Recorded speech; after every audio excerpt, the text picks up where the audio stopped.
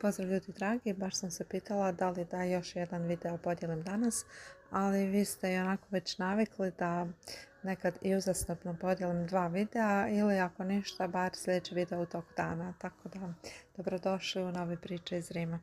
Ovo je dakle drugi po redu naš dan u Rimu. Ovo je drugi dan po redu našeg boravka u Rimu.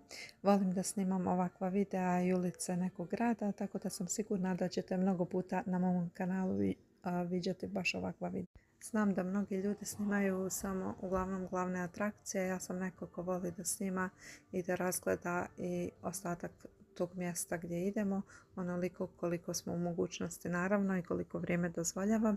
Volim onako da uzmem neku širu sliku i da saberem onako svoje neke zaključke te da ih naravno podijelim sa vama. Drugi dan našeg boravka u Rimu mi smo se zaputili do jednog prelijepog trga. To nije ovo što sad gledate jer je prosto Rim toliko fotogeničan da svako malo na nešto naiđete i negdje zastanete da pogledate šta tu ima. Gdje smo to bili i šta smo vidjeli drugi dan, nove priče na mom kanalu čekajte već sutra. Do tada vas stvarno pozdravljam i želim vam predivan ostatak dana. Pozdrav!